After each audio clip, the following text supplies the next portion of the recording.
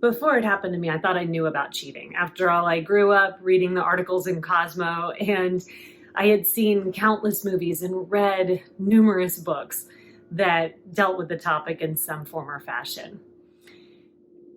But once it happened to me, I realized that really, I knew nothing.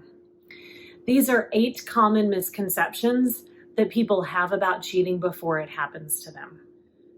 The first of these is perhaps the most damaging, and that's the illusion that you can somehow cheat-proof your relationship.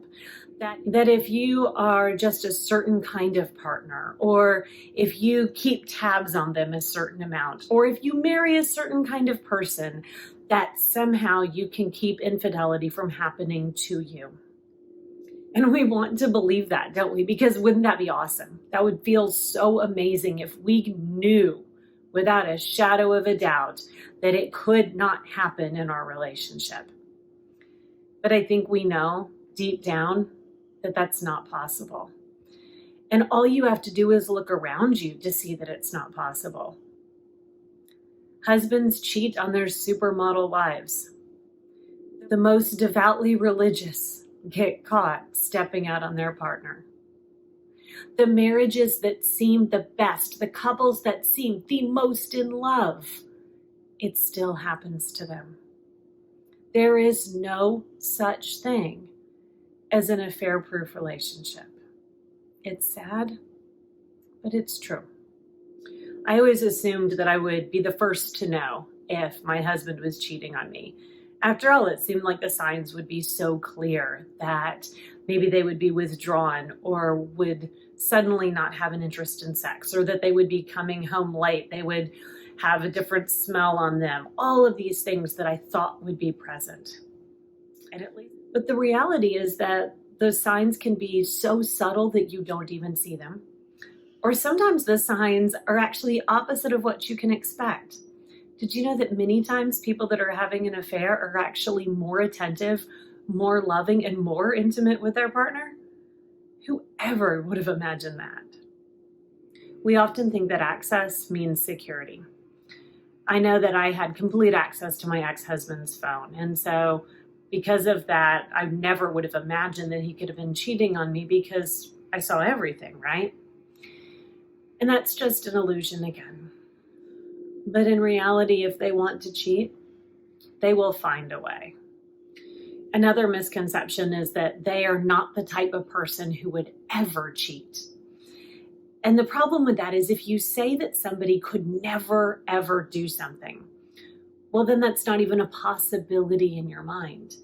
And so what happens is then you're not alert to any of those subtle signs that maybe they're changing, or maybe after all, they are somebody that would do this. And the hard reality is that every single one of us has the capability of cheating. Only some of us choose not to. So don't be so quick to say that somebody could never, because then you won't see it if in fact they are. Another misconception is that if you discover you've been cheated on, that you will immediately know what to do. I know I would watch characters in movies or hear about what friends were going through, and I would confidently exclaim what my choices would be if I was in that exact same situation. But then when I was in that situation, well, I had no idea what to do. And that's the reality of it. It's so much messier and so much more complicated than what you ever can imagine before you're there. Another misconception is that your relationship cannot survive infidelity. Yes, many relationships end, but there are some that end up becoming even stronger. And before you're there, you don't know which one of those is going to be your future. There's also the common misconception about what infidelity means if divorce does occur. I know for me, I was hell-bent on making sure that it was a fault divorce and making sure that the courts knew about his bigamy. Because after all, that had to weigh in my favor, right? But it doesn't. They don't care what the reason is for the divorce. And that's so hard when your heart is screaming, this is not fair. And the courts just pile on top of it. And I'm sorry. You're going to have to find your peace elsewhere. And then finally, the final misconception. I think before betrayal has happened to us, we imagine that it would completely destroy us. And after it happens, it sure feels like it does.